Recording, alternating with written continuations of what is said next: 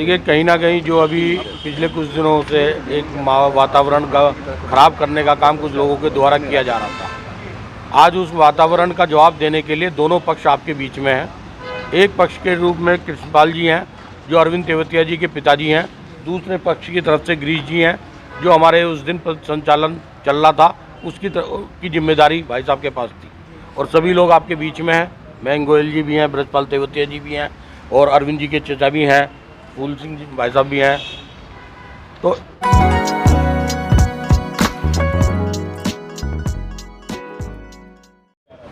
आपने देखा होगा पथ संचालन का एक विषय जो चल रहा था उस दिन, उसमें एक आपसी मतभेद हुआ दो लोगों के बीच में। उन दो लोगों के मतभेद को एक जातिगत रूप देने का प्रयास कुछ लोगों के द्वारा किया गया, जबकि सभी लोग जिस विचार परिवार का वो पथ संचालन था, उनकी अपनी एक सोच है कि किसी भी जाति में, किसी धर्म में उनका कोई बंटवारा नहीं है। वो सर्व जातीय सर्व धर्म को लेके चलते हैं। तो एक रूप बिगाड़ने का काम, इस शहर के माहौल को बिगाड़ने का काम कुछ लोगों के द्वारा जातिगत बनाने के लिए करा गया। आज उसी के लिए दोनों पक्ष आप लोगों के बीच में हैं और आपसी सहमति के साथ आप लोगों के बीच में आए हैं। और सहमति यही है कि दोनों पक्षों की तरफ से जो भी उस दिन गलती बच्चों के द्वारा की गई थी, उनकी क्षमा याचना आपस में सभी लोगों ने बैठकर करी है। और आपसी समझौते के साथ दोनों तरफ के जो मुकदमे हैं उन्हें वापस लेने का काम दोनों पक्ष कर रहे हैं। और शहर में एक अच्छा वातावरण बने, सभी लोग मिलजुल कर रहे, इसका प्रयास सभी लोगों ने किया है।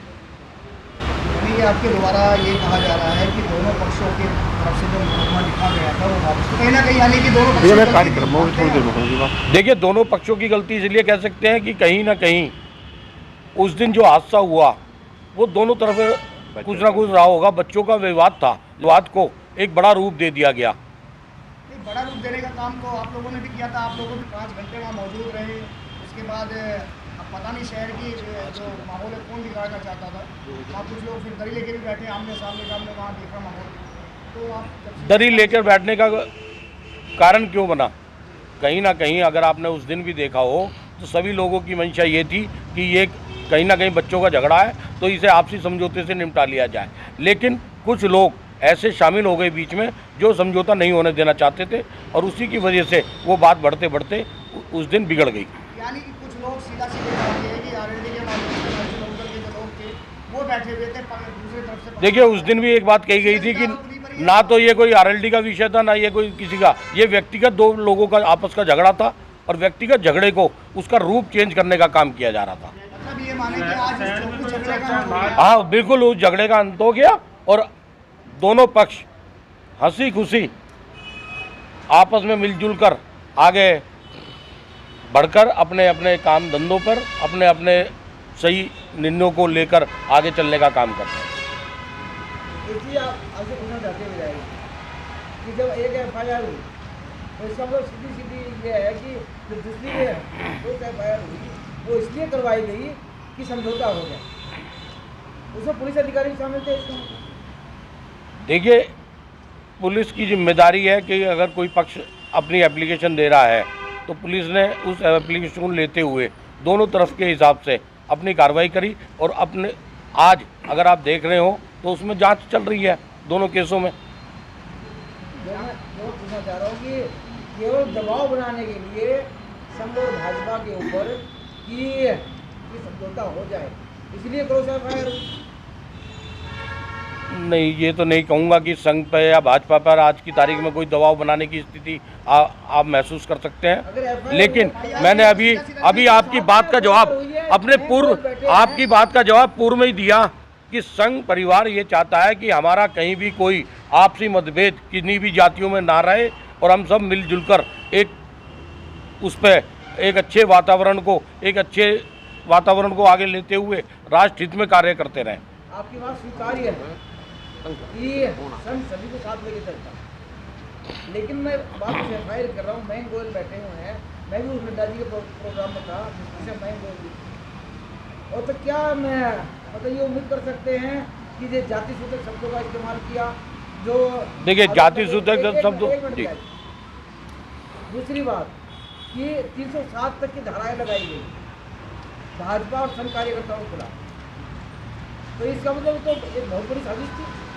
देखिए मैंने अभी आपसे कहा कि कुछ लोगों के द्वारा कहीं ना कहीं, क्योंकि चौधरी साहब कृष्णपाल जी एक उम्रदराज व्यक्ति हैं, इनसे कोई बातें अज्ञानता से बताई गई, उन अज्ञानता में इन्होंने वो एप्लीकेशन दी। एप्लीकेशन विचाराधीन है, वो जांच का विषय है, पुलिस उस पर जांच कर रही थी। अभी उसमें पुलिस ने कहीं भी किसी को दोषी नहीं माना, चाहे मयंक जी हैं या कोई और भी है। लेकिन मैं कहता हूँ, हाँ मैं बताता हूँ, मेरे से पूछो नहीं, आप ही बताएं। हम ये पूछना चाह रहे हैं, अभी आपने सवाल सुना भी होगा, आप दोबारा से पूछो कि एफआईआर हुई भाजपा और संघ कार्यकर्ताओं की 307 जैसी धाराएं लगाई गई, तो इसका मतलब पुलिस ने अगर एफआईआर की है तो कहीं ना कहीं दबाव में की है।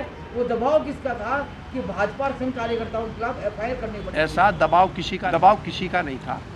दोनों तरफ झगड़ा हुआ, दोनों तरफ चोट लगी, दोनों ने अब अपनी एप्लीकेशन दी, दोनों पुलिस ने चढ़ा दी, किसी का कोई दबाव नहीं था। अब आगे पूछो। एक तरफ है, फिर क्या जरूरत पड़ी थी? दोनों पक्षों का झगड़ा ही था, और जो आज यहाँ तक नौबत आई, उस दिन समझौता हो सकता था, लेकिन उस दिन कुछ लोग ऐसे थे बीच में, जो अभी विधायक जी कह रहे थे कि वो समझौता नहीं होने देना चाह रहे थे। कुछ ऐसे लोग थे बीच में। इसमें क्या पुलिस की गलती है? एफआईआर दर्ज करने में क्या पुलिस की गलती है? एक आदमी जो आपके बराबर में बैठा है वो नड्डा जी के यहाँ था और उसी पे 307 में मुकदमा हो गया, तो क्या ये षड्यंत्र पुलिस द्वारा है भाजपा के खिलाफ? जो मयंक जी के खिलाफ मुकदमा हुआ है, मयंक जी ने सभी की बात, अब मैं जो मैं नहीं, अभी उन्होंने मयंक जी का पूछा है, उन्होंने मयंक जी का पूछा, जो मयंक जी के खिलाफ मुकदमा हुआ है, जो घटनास्थल पे नहीं, अरे सुन तो लो, जो मयंक जी के खिलाफ मुकदमा हुआ है, जो एफआईआर दोनों तरफ से लिख के दी गई, जिसके नाम लिख के दिए गए, वो चढ़ाई गई हैं। अब वो विधायक जी बता रहे थे, वो जांच का विषय है कि कौन उसमें दोषी है और कौन दोषी नहीं है। एक एफआईआर में तो गिरफ्तारी होकर चले गए लोग, हाँ, दूसरे एफआईआर में जांच का विषय है, दूसरे नहीं, अरे सुनो, उस एफआईआर के अंदर भी कुछ लोग गए हैं और कुछ लोग अभी भी जांच के दायरे में है। उसमें ऐसा नहीं है कि उसके सभी दोषी जो लोग नामदर्ज करे गए थे वो सभी जेल चले गए, उसमें भी कुछ लोग अभी बाहर हैं और जिनके विषय में जांच चल रही है। मैं मानता हूं कि दोनों पक्षों ने अपनी अपनी एप्लीकेशन दी और दोनों पक्षों को उन्होंने जांच में रख दिया। क्या वो जो लोग जेल गए हैं अब वो सम्मानित बाहर आ जाएंगे? देखिए अब क्योंकि एक न्यायिक प्रक्रिया का पालन किया जाएगा और उसी न्यायिक प्रक्रिया के अंतर्गत, हाँ बिल्कुल, हाँ, तो उसमें प्रयास करेंगे हम दोनों तरफ से, जो भी क्योंकि न्यायालय के विवेक पे है, न्यायालय में राय लेके जो भी हो सकता है ली जाएगी। वहाँ पे जब थाने में गया मामला, आप बोल रहे कुछ लोग वहाँ बीजेपी के लोग थे, रालोद के लोग थे, तो जो कुछ लोग हैं, आप नाम नहीं ले रहे उनका, जो षड्यंत्र में बता रहे हैं आप, तो रालोद के थे या बीजेपी के भी शामिल थे? कभी झल्लूस निकलता है तो झल्लूस निकालने वाले आयोजक पत्थर नहीं मानते, बीच में कुछ आदमी पत्थर मार के भग जाए और माहौल बिगड़ जाए, ऐसे ही पत्थर मारने वाले लोग थे, बस आप समझ लो। हाँ, गाजियाबाद की ताजा तरीन खबरों के लिए हमें सब्सक्राइब करें और हमारे बेल आइकन को प्रेस करना ना भूलें।